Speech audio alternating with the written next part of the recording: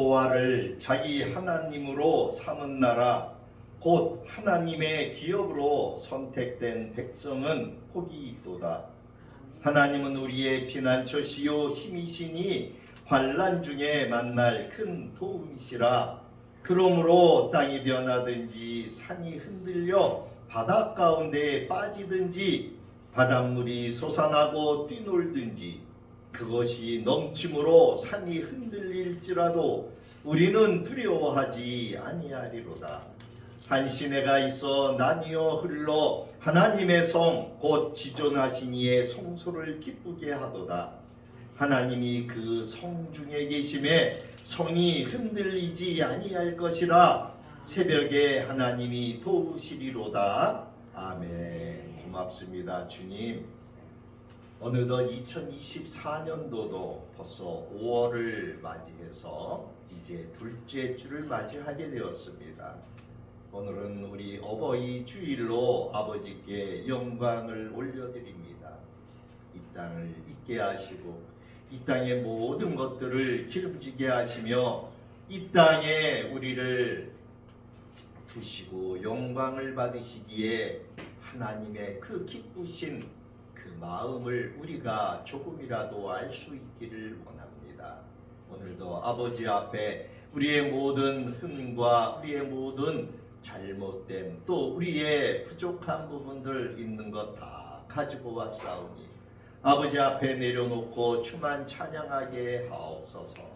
하나님을 자기 백성으로 삼은 나라 하나님을 자기 기업으로 선택된 백성들에게 복이 있다고 하신 것처럼 우리를 택하여 주신 그 거룩하신 그 성호가 항상 모든 이들에게 경배의 대상이 되도록 인도하여 주옵소서.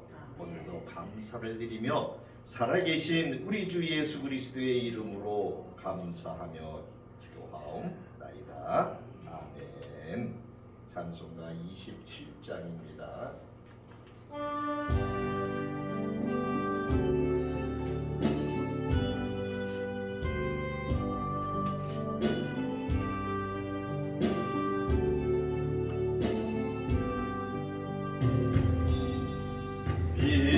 빛나고 높은 보좌와 그 위에 앉으신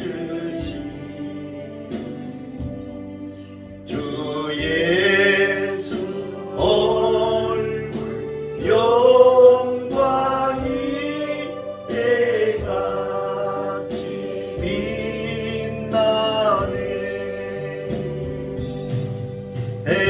해같이 빛나네. 지극히 높은 위엄과 한없는 자비를 무천사 소리 아파요 늘 찬송 드리네. 늘 찬송 드리네.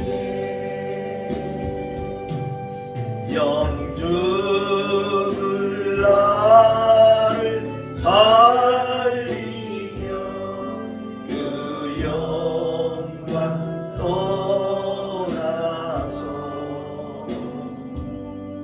저 부끄러운 십자가 날 위해 지셨네. 날 위해 지셨네. 나 이제 생명이 있음은 주님의 은혜요. 저 사망 권세 이기니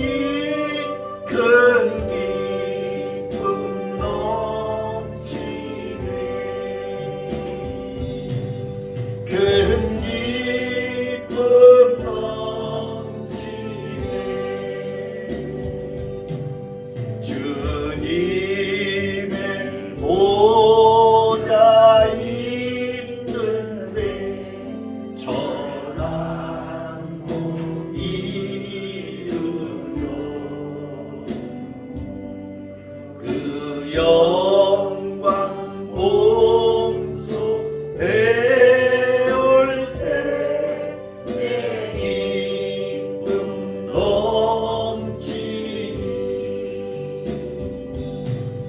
내 기쁨 넘치니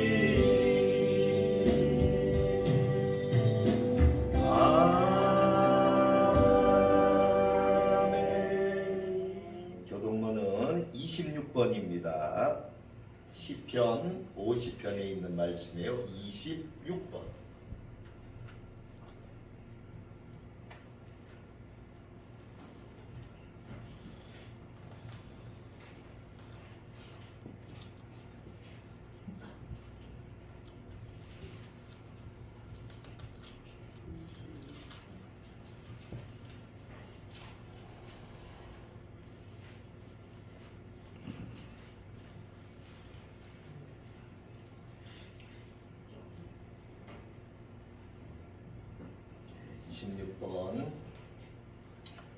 자, 우리 한 목소리로 같이 합독하기를 원합니다. 26번 시편 50편에 있는 말씀입니다. 같이 봅니다. 내 백성아 들을지어다. 내가 말하리라. 이스라엘아 내가 네게 증언하리라. 나는 하나님 곧 내 하나님이로다. 나는 내 재물 때문에 너를 책망하지는 아니하리니 내 번제가 항상 내 앞에 있음이로다. 내가 내 집에서 숫소나 내 우리에서 숫염소를 가져가지 아니하리니 이는 살림의 짐승들과 뭇 산의 가축이 다 내 것이며 산의 모든 새들도 내가 아는 것이며 들의 짐승도 내 것이미로다. 내가 가령 줄여도 내게 이르지 아니할 것은 세계와 거기에 충만한 것이 내 것이미로다. 내가 숫소의 고기를 먹으며 염소의 피를 마시겠느냐?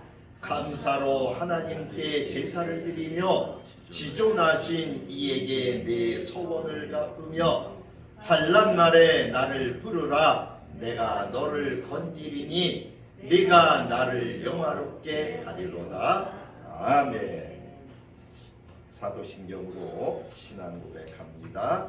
전능하사 천지를 만드신 하나님 아버지를 내가 믿사오며 그 외아들 우리 주 예수 그리스도를 믿사오니 이는 성령으로 잉태하사 동정녀 마리아에게 나시고 본디오 빌라도에게 고난을 받으사 십자가에 못 박혀 죽으시고 장사한 지 사흘 만에 죽은 자 가운데서 다시 살아나시며 하늘에 오르사 전능하신 하나님 우편에 앉아 계시다가 저리로서 산자와 죽은 자를 심판하러 오시리라. 성령을 믿사오며 거룩한 공예와 성도가 서로 교통하는 것과 죄를 사하여 주시는 것과 몸이 다시 사는 것과 영원히 사는 것을 믿사옵나이다. 아멘. 찬송가 570장입니다.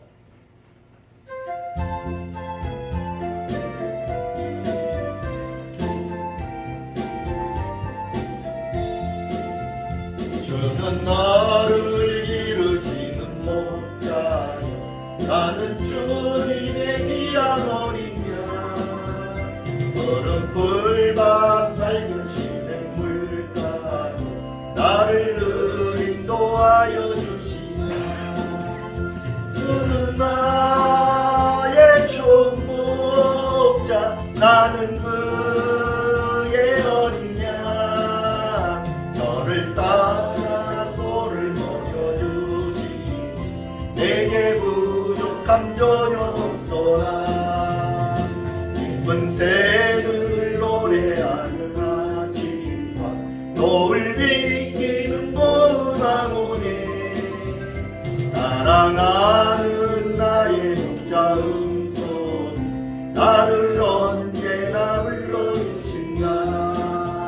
주는 나의 정복자 나는 그의 어린 양 너를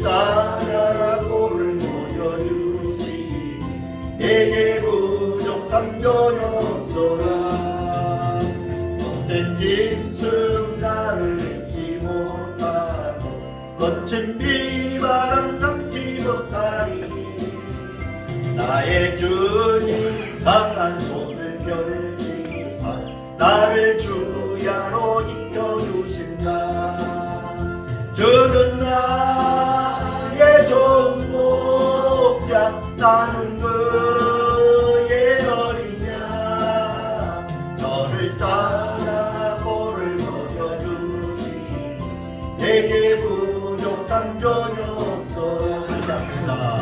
주는 나를 기르시는 목자여 나는 주님의 귀한 어린 양. 구름풀 맑은 시냇 물가로 나를 인도하여 주신다. 주는 나의 좋은 목자 나는 그의 어린 양. 너를 따라 볼을 먹여주시니 내게 부족한 전혀 없소라. 예쁜 새들 노래하는 아침과 노을 비치는 봄나무네. 사랑하는 나의 목자 음성 나를 언제나 불러주신다. 주는 나의 좋은 목자 나는 그의 어린 양. 너를 따라 볼을 먹여주시니 내게 부족한 전혀 없소라. 못된 짐승 나를 믿지 못하고 거친 비바람 삼지 못하니. 나의 주님 강한 손을 펼치사 나를 주야로 지켜주신다. 주는 나의 좋은 목자 나는 그의 어린 양. 너를 따라 볼을 먹여주시니 내게 부족함은 없소라.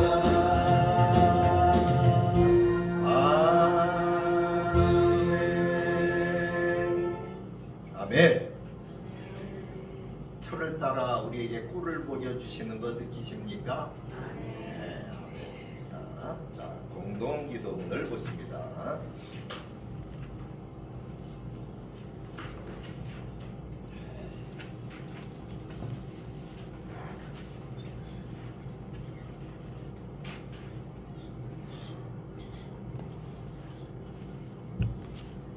오늘은 어버이 주일로 아버지께 예배를 감사의 예배를 올려드립니다.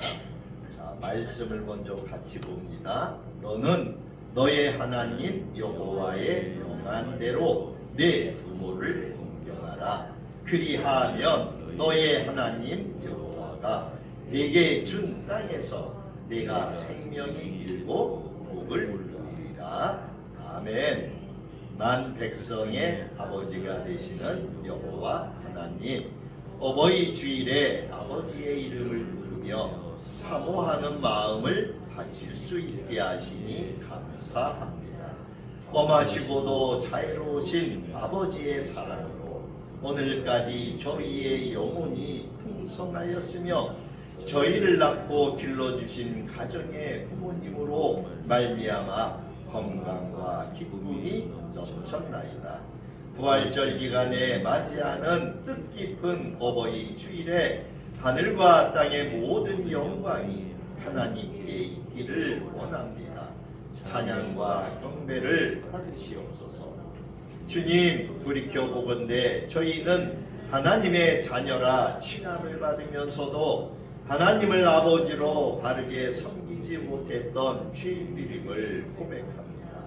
또한 육신을 낳고 길러주신 어버이가 계시지만 효도하며 받드는 일에 인색했던 불효자들임을 고백합니다. 주님이 명하신 축복과 생명의 법을 제대로 지키지 못한 죄인들이오니 꾸짖어 주시고 어버이 주일을 맞이하여 참다운 자녀의 모습을 되찾을 수 있는 저희 모두가 되게 하여 주옵소서.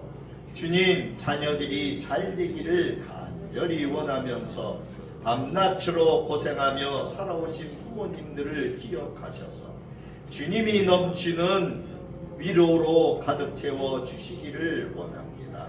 때로는 저희들이 그릇된 길로 간 것을 보면서 가슴 아파하시고 저희가 병들었을 때 용기와 희망을 주시던 부모님의 그 깊은 사랑을 저희가 어찌 다 헤아릴 수 있겠습니까? 주님께서는 무조건적인 아가페 사랑으로 죄 많은 저희를 품으셨으니 자식을 위한 부모님들의 내리사랑이 얼마나 큰지를 너무나 잘 아실 것이라 믿습니다. 자녀에 대한 그 헌신적인 사랑에 축복으로 보상하여 주시고 세상에서는 찾을 수 없는 놀라운 평화, 영혼의 평화를 채워 주시옵소서. 주님, 세상이 얼마나 험악한지 부모를 없인 여기고 능멸하는 폐륜적인 행위가 이 땅 위에 만연되고 있사오니 부모를 욕되게 하는 자마다 일벌백계 다스려 주셔서 더 이상 부모를 없인 여김이 이 땅 위에 존재치 않게 하여 주옵소서. 하나님 아버지를 섬기며 사는 저희들만큼이라도 부모 공경에 대한 주님의 명령을 철저히 지키게 하셔서 교가 살아있는 기독교 정신을 자녀들에게 거룩한 유산으로 물려줄 수 있게 하여 주옵소서. 오늘도 단위에 서시는 목사님을 능력의 오른팔로 붙드시고 자녀를 위하여 고생하신 부모님께는 위로의 말씀이 되게 하시고 부모를 모시는 자녀들에게는 부모 공경의 축복을 깨닫는 시간이 되게 하여 주옵소서. 예배의 시종을 주님께 의탁하오며 저희의 영원한 중보자가 되시는 예수 그리스도의 이름으로 기도합니다. 아멘. 하나님 말씀은 요한계시록 말씀이에요. 요한계시록 1장 1절로 3절에 있는 말씀입니다. 399페이지.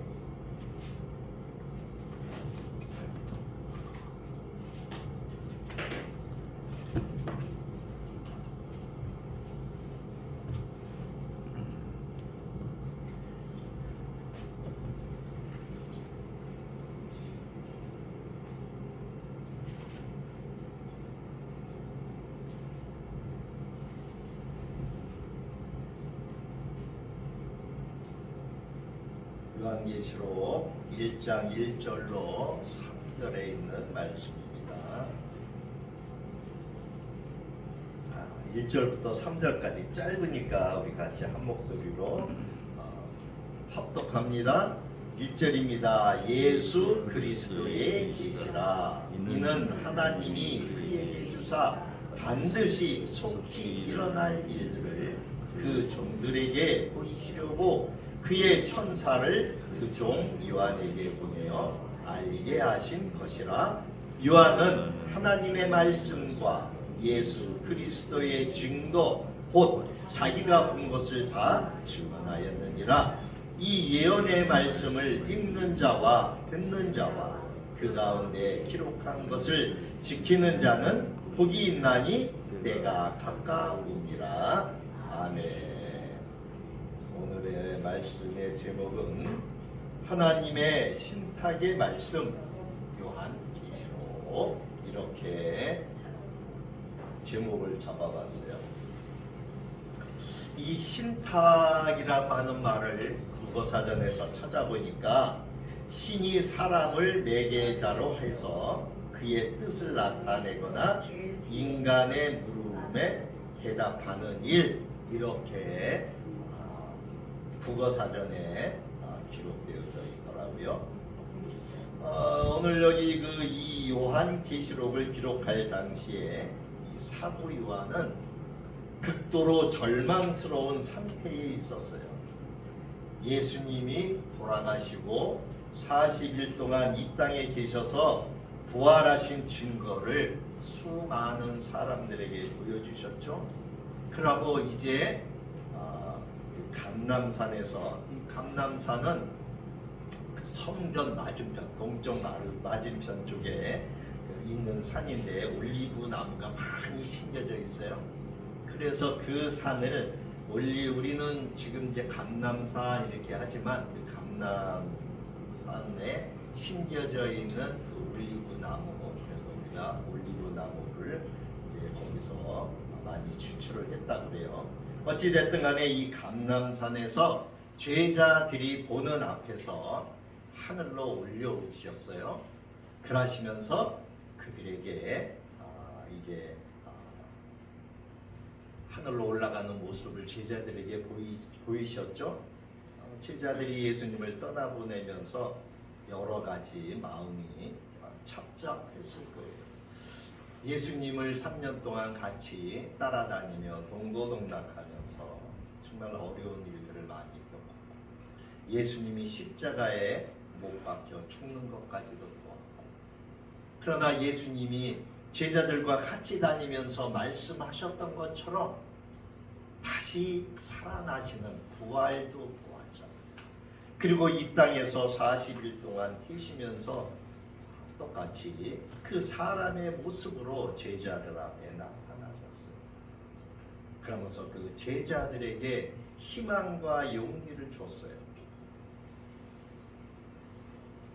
제자들이 마가의 다락방에서 주님의 말씀에 쫓아 모여서 기도하고, 주께서 또 다른 보혜사 성령을 보내주신다고 약속하신 것처럼 그들이 보혜사 성령을 기다렸잖아요.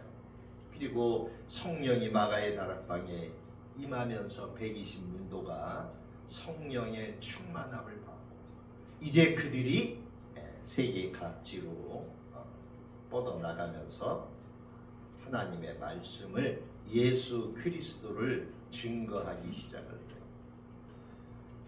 예수님이 돌아가신 게 일이 한 30년 정도 돼요. 제자들이 이제 나이가 많이 먹었어요. 많은 제자들이 순교를 당했어요. 지금 이 요한계시록을 기록할 당시는 AD 한 95년에서 96년경이라고 그래요.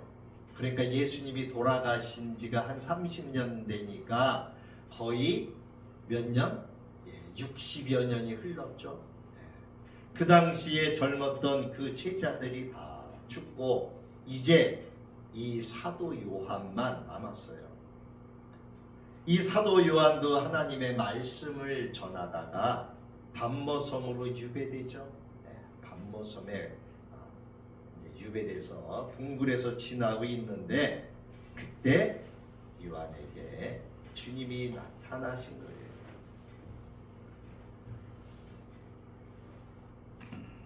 요한은 절망 상태에 있었지만, 그러나 예수님을 만나면서 다시금 희망에 부풀었어요.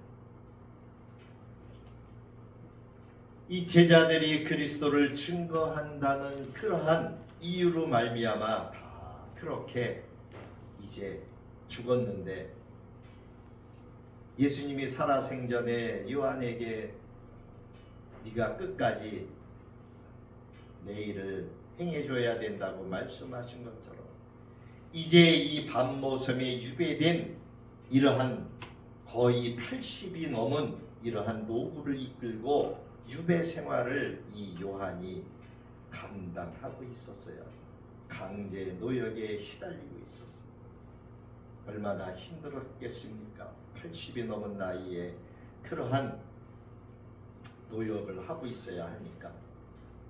이 사도 요한에게는 어찌됐든 간에 하나님과 같이, 주님과 같이 동행하며 있었던 시간이 있었지만, 그의 육체적으로 당해지는 그 고통스러운 그러한 이 노동은, 강제 노역은 정말 견디기 어려운 그러한 상태였어요. 그러나 유독 이 사도 요한에게만 이러한 것이 닥친 것은 아니었죠. 다들 어려운 가운데서 하나님의 복음을 전했고, 예수 그리스도가 하나님의 말씀이었다라고 하는 것, 그리고 그분이 그 제자들과 같이 있으면서 하셨던 말씀들을 이 제자들은 기록을 했잖아요. 그래서 마태는 마태복음을 썼고 또 누가는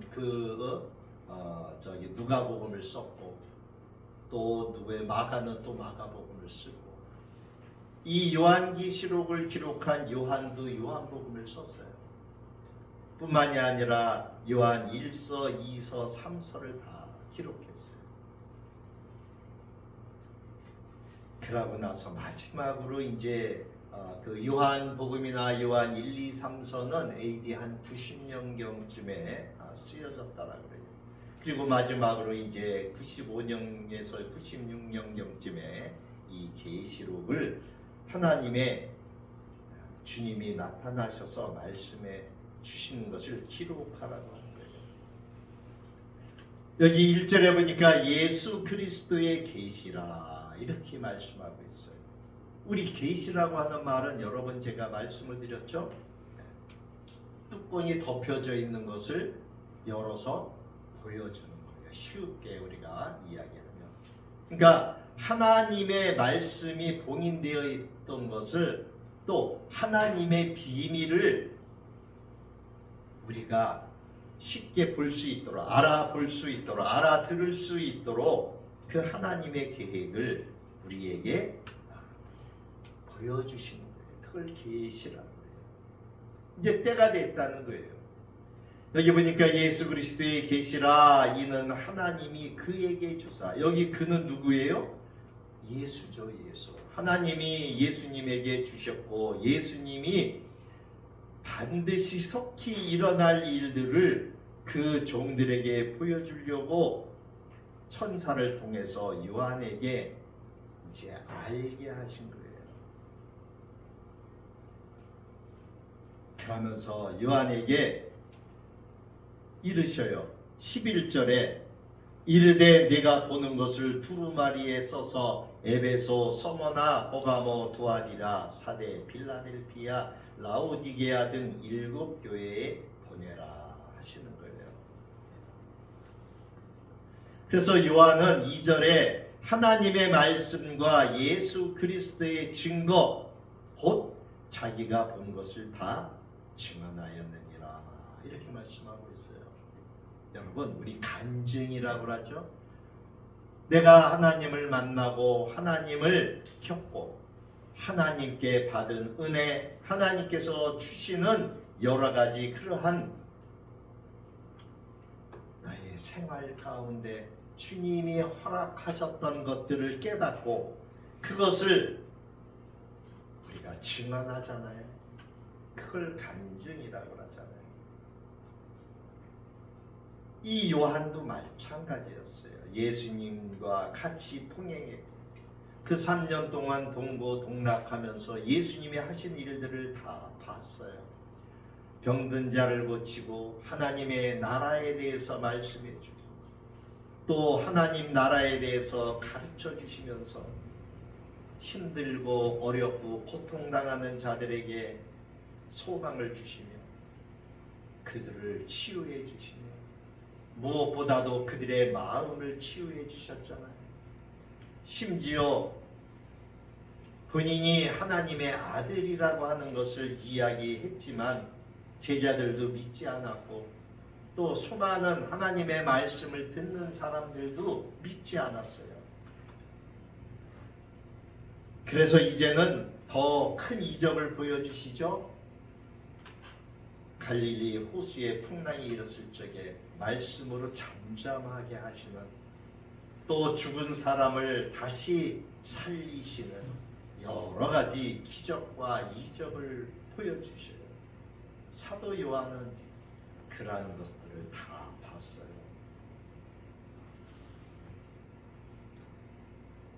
그렇지만 예수님이 돌아가시고 예수님이 이제 승천하셔서 없는 이 상태에서는 믿음이 자꾸 연약해지는 거예요. 나약해지는 거예요. 예수님이 온다고 그랬는데 그 자기들이 보던 앞에서 하늘로 올리우시면서 너희들이 본 모습 그대로 다시 오실 것이다. 그 말씀을 하시잖아요. 천사들이 나타나서 증거해줘요.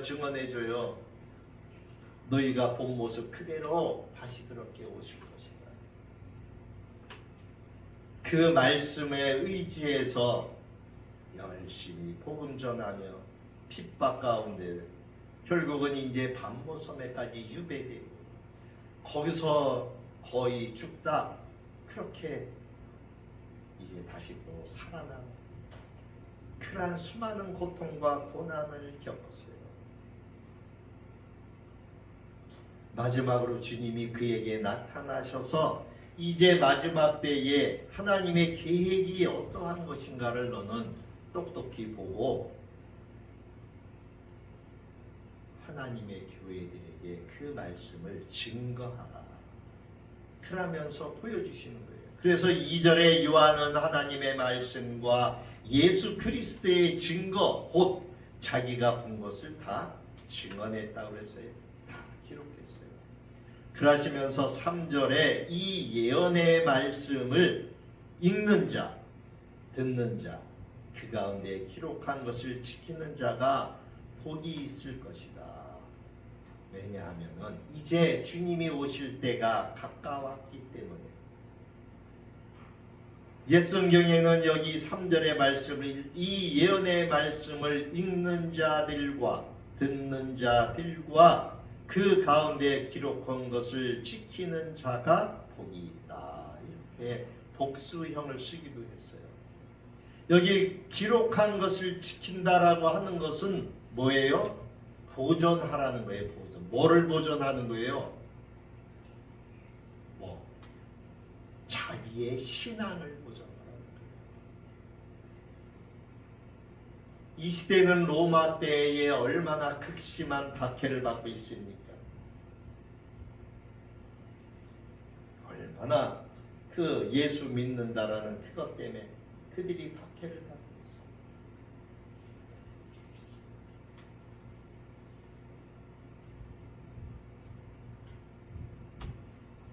수많은 예수 그리스도를 믿었던 그러한 성도들이 황제를 신처럼 경배하라고 로마 정부에서 그들을 압박했죠. 핍박했어요. 그리고 단지 예수 그리스도를 믿는다는 그 이유만 가지고 돌에 맞아 죽고 칼에 찔려 죽고 맹수에 밥이 되기도 하고 어떤 이는 십자가에 달려 죽는 이러한 고통 가운데 있었어요. 사도 요한은 pat모섬에서 환상을 봤어요. 환상을 통해서 제일 먼저 본 것이 뭐예요? 주님의 모습. 주님의 모습. 주님께서는 그 손에 7별과 7금 촛대를 쥐고 계셨고 오늘 20절을 한번 볼까요? 거기 20절에 보니까 내가 본 것은 내 오른손에 7별의 비밀과 또 7금 촛대와 7별은 7교회의 사자요 7촛대는 7교회니라. 그래서 예수께서 이 교회와 그 교회 가운데 계신 것을 보았어요. 그리고 그 오른손으로 붙잡고 계신 걸 봤어요. 이 성경에서 오른손은 능력과 권위를 나타냅니다. 따라서 주님께서 오른손에 7별과 7촛대를 쥐고 계시다라고 하는 것은 예수님이 교회의 수호자라고 하는 것을 보여주시는 거예요. 그래서 그 요한에게 19절에 있는 말씀처럼 그러므로 내가 본 것과 지금 있는 일과 장차 될 일을 기록하라 이렇게 이야기하세요. 본 것과 이제 있는 일과 장차 될 일 뭡니까? 즉 주님이 이 과거와 지금 현재와 미래의 모든 것을 그 역사를 쥐고 계시다라고 하는 것을 요한은 알았어요. 그리고 예수께서 그 계시 열어서 보여준 것이잖아요. 하나님이 계획하신 것 그리고 그 하나님께서 예수님을 통해서 이 교회를 붙들고 계시는 것 그리고 이제 앞으로 어떠한 일들이 일어날 것인가에 대한 이러한 것들을 요한에게 다 기록하라고 하신 거예요. 오늘 우리가 보고 있는 이 신약 성경은 사도들의 서신으로 기록되어져 있죠. 사도들의 서신은 처음에는 성경이 아니었어요. 그냥 편지였었어요. 오늘 여기에 말씀한 거인 기록되어져 있는 것처럼 11절에 이렇게 각 교회에 보내어지는 그러한 편지처럼 기록이 되어졌어요. 그래서 초대교회 때는 성경의 권위로 예배 시간에 교회 앞에서 함께 읽었어요. 이 말씀이 그렇다라고 하는 것을 골로새서와 데살로니가 전서에 기록하고 있어요. 골로새서 4장 16절을 제가 봉독해 올립니다. 이 편지를 너희에게서 읽은 후에 라오디게아인의 교회에서도 읽게 하고 또 라오디게아로부터 오는 편지를 너희도 읽어라. 골로새서 4장 16절의 말씀이에요. 뿐만이 아니라 데살로니가 전서 5장 27절에도 보면 내가 주를 힘입어 너희를 명하노니 모든 형제에게 이 편지를 읽어주라.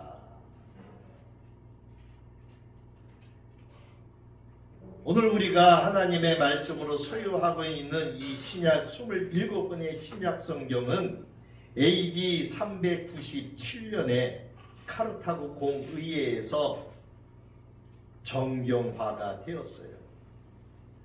그래서 이 정경화가 되는 과정 가운데 저의 히브리서나 야고보서 또 베드로후서, 요한 2서, 3서, 유다서 그리고 요한계시록 이 7권은 의문의 서신으로 분류가 되었어요. 그래서 하나님의 말씀으로 인정받지를 못했어요. 그러다가 AD 363년에 라오디게아 회의에서 요한계시록을 제외한 나머지 26권이 신약성경의 그 하나님의 말씀으로 인정을 받게 됩니다. 요한계시록만 빠진 거예요. 그러다가 다시 6년 뒤인 397년에 카르타고 공의회에서 비로소 하나님의 말씀으로 이 요한계시록이 인정을 받게 돼요.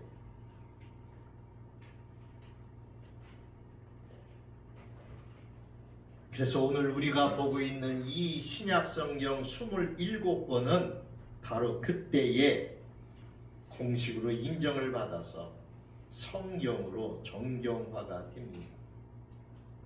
이 사도들의 서신은 신약성경은 구약성경의 하나의 해석서라고 볼 수가 있어요. 그러므로 구약성경은 신약성경 안에서 그 의미가 완전해지는 거예요. 사도행전 17장 11절에서 간절한 마음으로 말씀을 받은 이 베레아 사람들이 상고한 성경이 구약성경이에요. 여기 사도행전 17장 11절에 있는 말씀을 제가 봉독해 올리면 베레아에 있는 사람들은 데살로니가에 있는 사람들보다도 더 너그러워서 간절한 마음으로 말씀을 받고 이것이 그러한가 하여 날마다 성경을 상고함으로. 여기 성경은 신약 성경이 아니에요. 구약 성경이에요. 구약 성경. 이 베레아 사람들이 구약 성경을 간절히 사모하며 구약 성경을 읽었던 거예요. 사도 바울이 또한 로마서 15장 4절에서 말씀하고 있는 이 성경도 뭐라 그랬나 한번 살펴보면은 로마서 15장 4절에 무엇이든지 전에 기록된 바는 우리의 교훈을 위하여 기록된 것이니 우리로 하여금 인내로 또는 성경의 위로로 소망을 가지게 하느니라. 여기서 바울이 말한 이 성경도 신약 성경이 아니에요. 구약 성경이에요. 구약 성경. 바울은 디모데에게 편지를 하면서도 성경은 우리를 그리스도 안에 있는 믿음으로 구원에 이르게 하는 지혜다, 이렇게 디모데후서 3장 15절에 말씀하고 있어요.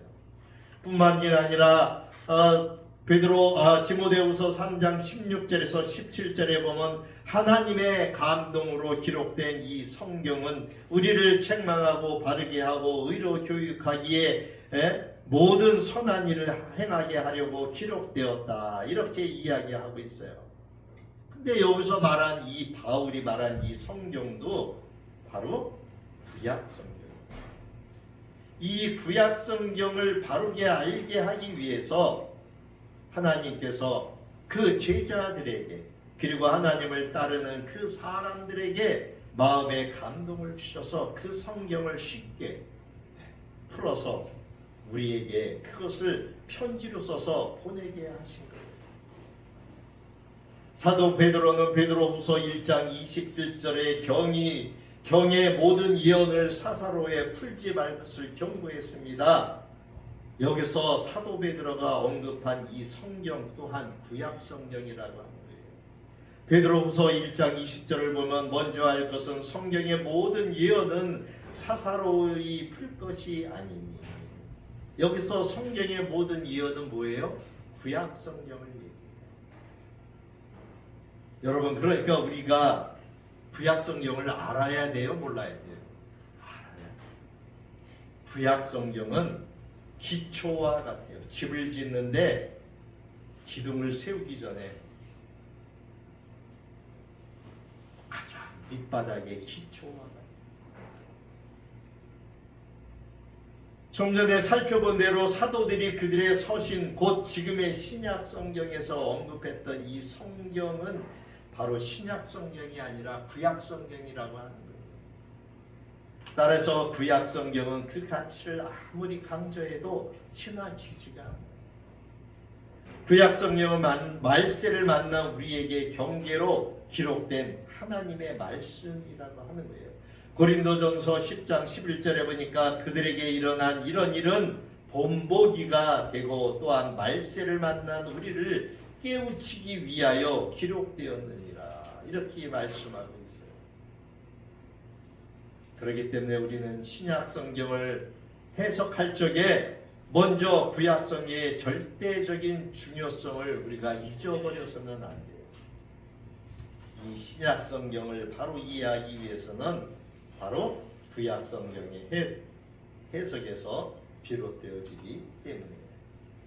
그 중에 특히 구약 성경 가운데서도 우리가 어렵다고 생각하는 이 선지서, 곧 예언서들, 이 예언서들을 보면 하나님께서 당신의 종들에게 직접 지시하신 신탁의 말씀이라고 하는 것을 알 수 있어요. 그래서 이 선지자들은 선지서를 기록할 적에 항상 그 말씀을 앞에다 기록하죠. 어떤 말씀이에요? 여호와께서 가라사대 또 여호와의 말씀이 임하니라. 여호와의 말씀을 들을지어다.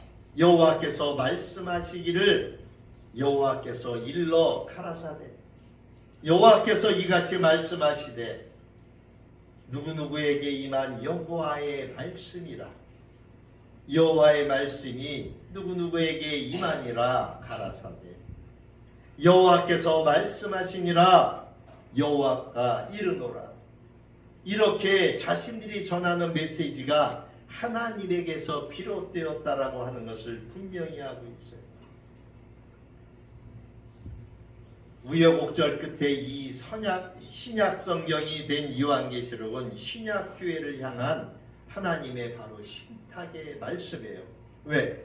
오늘 우리가 읽었던 것처럼 하나님이 예수에게 주시고 반드시 앞으로 이제 이 땅에 일어날 그러한 일들을 그 종들에게 알려주시려고 그 종에게 그 종 요한을 불러서 알게 하신 거예요. 그래서 요한은 하나님의 말씀과 예수 그리스도가 증거했던 것, 그리고 지금 이 반모섬에서 자기에게 보여주신 것을 다 기록하게 되었죠. 이것이 바로 요한계시록이다. 이것을